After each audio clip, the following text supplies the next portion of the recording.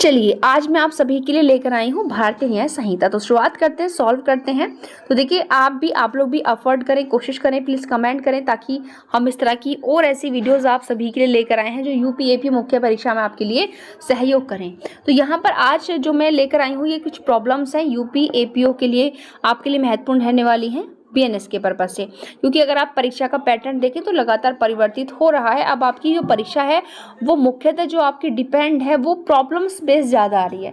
अगर आप मैं बताऊं यहाँ अगर आप जो है 11 के बाद के पेपर का एनालिसिस करेंगे तो प्रॉब्लम्स तो पहले भी आ रही थी, लेकिन 11 के बाद पैटर्न जो है बिल्कुल ज़्यादा परिवर्तित हो जाता है, प्रॉब्लम्स को ज़्यादा स्कोप बना लिया गया है।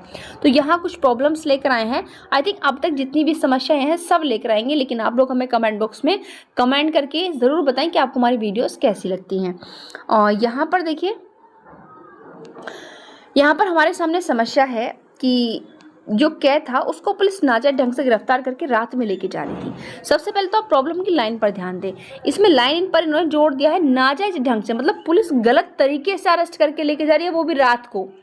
और रात को अरेस्ट नहीं मतलब भाई कोई भी व्यक्ति हो, चाहे पुरुष ही क्यों ना हो, वैसे तो प्रोहिबिट नहीं है सेक्शन 43 BNWLS के अकॉर्डिंग, बट फिर भी यहाँ पर क्या है कि रिलेवेंट फैक्ट मतलब वो अपराधी गंभीर होना चाहिए ना, लेकिन उन्होंने यहाँ पर क्या लिख दिया, गलत तरीके से गिरफ्तार करके लेके जा रही थी।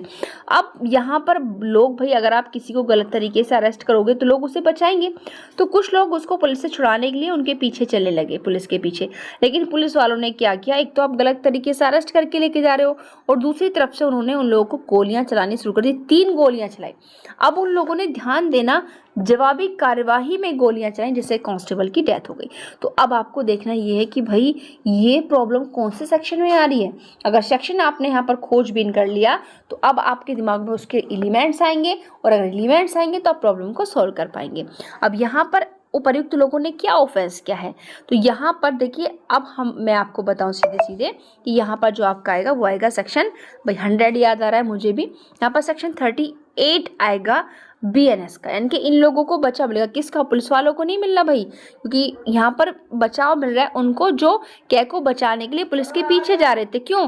क्योंकि एक तो यहाँ पर इस पुलिस ने कै को गलत तरीके से गिरफ्तार किया, जब वो लोग उसे छुड़ाने के लिए जा रहे थे तो जवाब वो गोलियां चला रहे हैं। तो अब ये बताओ 38 में अगर आप देखोगे तो सिंपल आपसे एक बात कह रहा है कि भाई अगर आपको ऐसा लग रहा है कि सामने वाले के काम से आपकी मृत्यु हो सकती है, युक्त आशंका, तो आप सेल्फ डिफेंस यूज कर सकते हो। तो भाई यहाँ पर जो ये लोग थे ये सेल्फ डिफेंस में कि जवाबी गोलियां इन्होंने चलाई, तो यहाँ पर ये दोषी नहीं होंगे। सेक्शन 38 का बीएनएस का इनको बचाव मिलेगा। तो इस तरीके से आप यहाँ पर प्रॉब्लम्स को जो है सॉल्व करें। और यहाँ पर मैं आपको बता दूं, क्योंकि ये जो देखिए प्रॉब्लम है 38 में आपको सीधी नहीं मिलेगी। दूसरी मैं आपको एक क्लियर कर दूं कि जो प्रॉब्लम्स होती है ना वो 2 तरीके से आती हैं आपकी। 2 तरीके से कैसे आती हैं कि एक तो आपका जो है सीधे दृष्टांत पर बेस आती हैं, जो दृष्टांत दिए हुए हैं, दूसरा केस लॉस पर आती हैं। दोनों ही तरीके से आती हैं, ये बात ध्यान रखिएगा। इसलिए अगर कोई भी जो इस तरह के महत्वपूर्ण सेक्शन है और उनमें जो रिलेवेंट केस हैं आप उनको याद कर ले। अगर मैं इस समस्या की बात करूं, देखिए अगर आपको केस याद है तो ठीक है आप लिख दीजिए, वरना ज़रूरी कि आपको केस लिखना इंपॉर्टेंट है। अगर आपको पता है कि भाई ये वाली समस्या उस केस पर डिपेंड है तो आप लिख दीजिए कि ये प्रश्न का समस्या है इस वाले केस के तथ्यों पर आधारित है।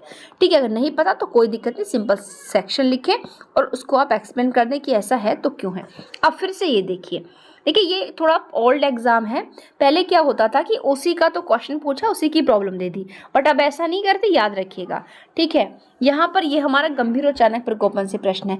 अब यहाँ एक चीज़ और लगे हाथ आपको बता दूं क्या भाई, कि ये जो आपको कल्पेबल होमोसाइड और मर्डर वाला पोर्शन है ना भाई, पूरा का पूरा रट लेना, इसको आप लोग रट लो पूरा, क्योंकि कुछ ऐसी चीज़ें हैं जो बिल्कुल आपको कंठस्थ तैयार होनी चाहिए, टॉपिक वाइज तैयार होनी चाहिए, जिनसे लग रहा है कि भाई ये जो है आनी ही आनी है, 100% आनी है। तो यहाँ ये आप लोग जानते हो कि देखो मैंने प्री के लिए वीडियोस बनाए थे, तब भी आप लोगों को मैंने बताया था कि कुछ चीज़ें ऐसी हैं जो लगभग आपसे पूछी ही जाएंगी, ध्यान रखिएगा मेरी बात।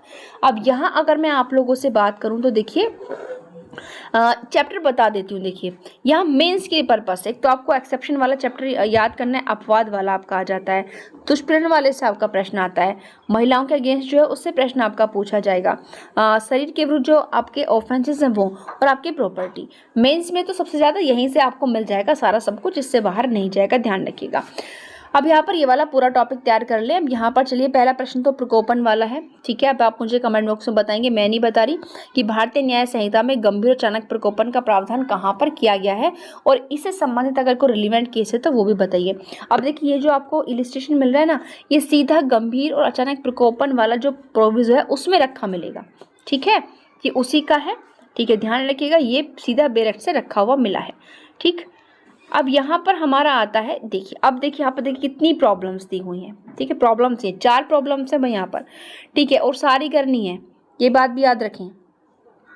अब यहाँ पर कैसे है, देखिए कि निम्नलिखित प्रकरणों में से, प्रकरण है भाई 4, क्या किसी सामान्य अपवाद द्वारा एवं यदि ऐसा है तो किस अपवाद द्वारा अपने आपराधिक दायित्व से मुक्त किया जा सकता है।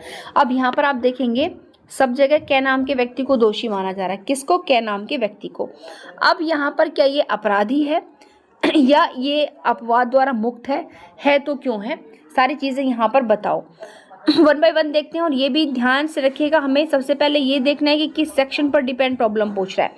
सबसे पहले आ रहा है कि क्या जो है एक शल्य चिकित्सक एक रोगी को सद्भाव पूर्वक यह संसूचित करता है कि उसकी राय में रोगी अब जीवित नहीं रह सकता, इस आघात के परिणाम स्वरूप उस रोगी की मृत्यु हो जाती है।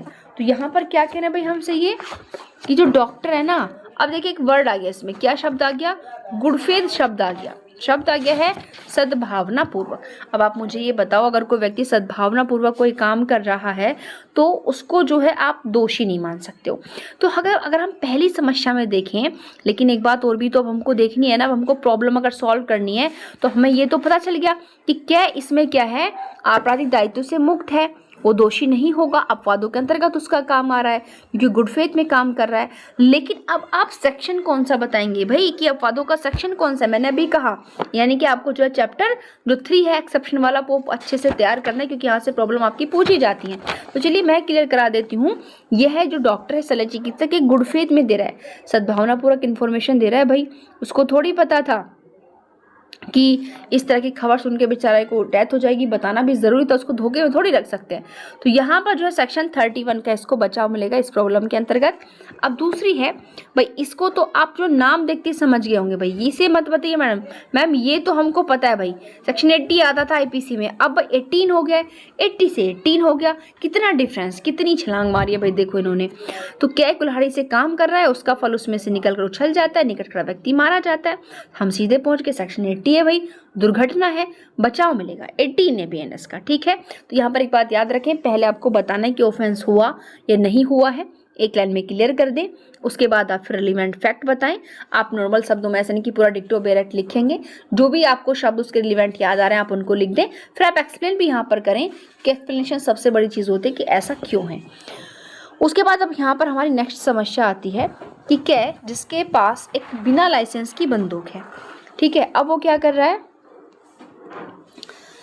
एक घिरे हुए क्षेत्र में एक गीदड़ पर निशाना लगाता है। देखो ऊपर वालों में तो इसका कोई दायित्व नहीं है, याद रखिएगा, ठीक है, ऊपर वालों में इसका कोई दायित्व नहीं है, दोनों में से किसी को। हम तीसरे में देखते हैं। और देखिए बिना लाइसेंस की बंदूक है, एक घिरे हुए क्षेत्र में गीदड़ पर निशाना लगाता है, जिससे एक व्यक्ति की मृत्यु हो जाती है जो जंगल में छिपा था। अब क्या की ओर से सावधानी एवं सतर्कता में कमी थी, यह कहने की कोई गुंजाइश नहीं है। अब यहाँ पर क्या दोषी होगा, तो मैं बता दूंगा, अगर यहाँ अब अगर आप इसे देखो, पहली लाइन में कर दिया कि बिना लाइसेंस की बंदूक, भाई आप लोग आर्म्स एक्ट भी पढ़ रहे हो, तो अब आपको दिमाग क्लिक कर जाएगा कि बिना लाइसेंस की बंदूक को तुम कैसे यूज़ कर सकते हो। यहाँ पर तो बिना लाइसेंस की बंदूक अगर तुम लेकर जा रहे हो, मतलब प्रयोग कर रहे हो, तो सिंपल बात है, तुम जो है सेक्शन 3 के अकॉर्डिंग बिना लाइसेंस की बंदूक का यूज़ करो, तो सबसे पहले तो तुमने लाइसेंस नहीं लिया अपने कब्जे की, किसका, बंदूक का, तो सेक्शन 3 के अकॉर्डिंग दोषी हो गए भाई, तुमने लाइसेंस नहीं लिया उसके लिए। तो यहाँ पर अब, और अगर हम बात करें उपयोग करने की, तो उपयोग करना सेक्शन 5 के अकॉर्डिंग आ जाएगा आप लोगों का। अब यहाँ पर ये कह रहे हैं कि अब लेकिन इस जो प्रॉब्लम है इसमें क्या नॉर्मली क्या की मृत्यु के लिए तो दोषी नहीं होगा, क्योंकि उसको जानकारी नहीं थी, ना तो इंटेंशन थी, ना नॉलेज थी, बट यहाँ पर वो बिना लाइसेंस की बंदूक का यूज़ करे तो आर्म्स एक्ट के अकॉर्डिंग दोषी माना जाएगा।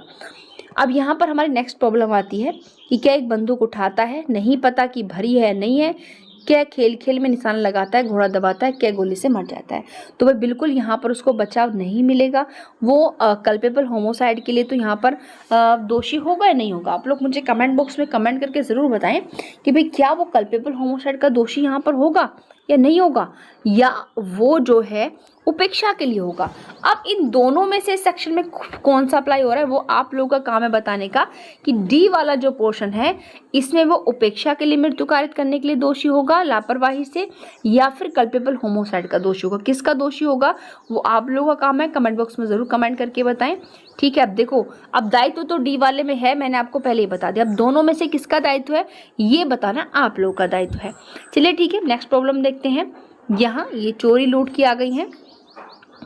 देखिए यहाँ पर क्या है कि वे कौन से आवश्यक तत्व हैं जिनसे चोरी का अपराध घटित हो जाता है। नॉर्मली यहाँ पर चोरी पूछ रहा है कि पहले आपको चोरी बतानी है। ठीक है, अब मैं पहले बता चुकी, प्रॉपर्टी वाला पूरा तैयार करना है आप लोगों को। अब देखिए जितनी प्रॉब्लम्स लेकर आई हूँ ध्यान से सुनना, क्या जो चैप्टर बताए उनसे बाहर जा रही है उन्हीं के अंदर है। ठीक है, फिर कौन से आवश्यक तत्व हैं जिनसे चोरी का अपराध घटित हो जाता है। सबसे पहले तो चोरी के एलिमेंट्स बताने। अब वो लूट कब बनेगी, लूट डकैती कब बनेगा, सारा का सारा इनका ना आपस में जो कनेक्टेड है प्रिया, इनका जो प्रोग्राम वो सब आपको यहाँ पर क्लियर करना है।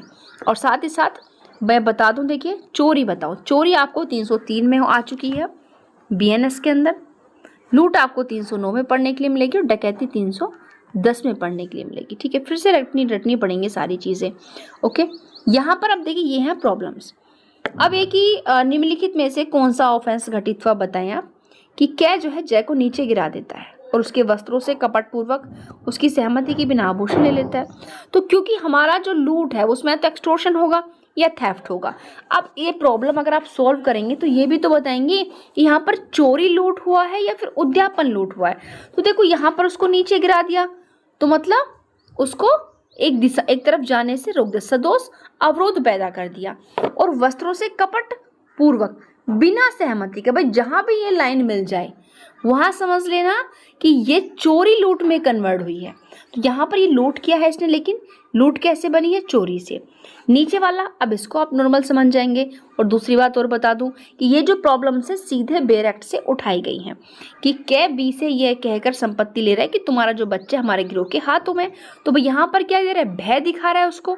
ठीक है, भय दिखा रहा है तो किसका दोषी होगा, एक्सटॉर्शन का दोषी होगा। अब आते हैं हम नेक्स्ट पे। ये देखिए प्रॉब्लम्स काफ़ी बड़ी हैं। अब ये यहाँ पर भी हमको कानूनी व्यवस्थाओं को बताना है। 4 प्रॉब्लम है हमारे सामने जो यहाँ पर देखिए, एक पुलिस अधिकारी ने समुचित जांच की। अब देखिए शब्दों पर भी हमको फोकस देना है, बहुत जल्दबाजी में सॉल्व नहीं करना। यहाँ पर ये कह रहे हैं कि जो ए पुलिस अधिकारी है ना उसने समुचित जांच की और उसके बाद बी को अरेस्ट किया जो किसी भी अपराध में संलग्न नहीं था, लेकिन यहाँ पर समुचित जांच के बाद उसने गिरफ्तार किया है। तो सेक्शन 17 के अकॉर्डिंग इसको 14 के अकॉर्डिंग क्या मिलेगा, इसको तथ्य की भूल का जो यहाँ पर बचाव मिल जाएगा, क्योंकि वो यहाँ पर सारी जांच करने के पश्चात ही क्या कर रहा है, उसको अब संलग्न कर रहा है। ठीक है, क्योंकि गिरफ्तार जांच में उसको नहीं पता चला कि वो पूरी तरीके से क्या है, बचा हुआ है। आगे प्रश्न है कि ए सद्भावना पूर्वक बी की प्रॉपर्टी को अपनी समझकर उसके कब्जे में ले लेता है। तो भैया चोरी के लिए आएगा, लेकिन चोरी में अगर आप देखेंगे तो यहाँ पर चोरी नहीं बन रही। क्यों, क्योंकि इसमें चोरी के एलिमेंट नहीं है। तो यहाँ पर जो ए है उसने कोई ऑफेंस नहीं किया। क्यों नहीं किया, क्योंकि उसने जो है सद्भावना पूर्वक यह सोचा था कि संपत्ति जो है उसकी खुद की है। अब यहाँ पर नेक्स्ट आप देखेंगे, एक बड़े अग्निकांड के समय आग को फैलने से रोकने के लिए घरों को गिरा देता है। अब यहाँ पर उसने बड़ी हानि को रोकने के लिए छोटी हानि की है, तो क्या फिर भी वो वहाँ पर दोषी होगा, क्योंकि नुकसान तो उसने किया ही किया है। तो यहाँ देखिए, अगर आप देखेंगे तो यहाँ पर सेक्शन कौन सा अप्लाई होगा भाई, चलिए बता देते हैं। सेक्शन होगा यहाँ पर अब 19, बड़ी हानि को रोकने के लिए छोटी हानि, स्टीफेन वर्सेस डडले का मामला बहुत इंपॉर्टेंट है। अब देखिए प्रॉब्लम्स कैसे बनेगी मैं फिर आपको बता रही हूँ, क्योंकि उनको फ्रेम करना भी सबसे बड़ी बात होती है। फ्रेम कैसे करेंगे, फर्स्ट ऑफ ऑल आप डिसीजन बताएंगे। अगर प्रॉब्लम में आपसे पूछा जा रहा है, निश्चय पूछा जाएगा कि क्या क्या दोषी होगा, तो सबसे पहले आपको बताने कि क्या किसी भी अपराध का दोषी नहीं होगा।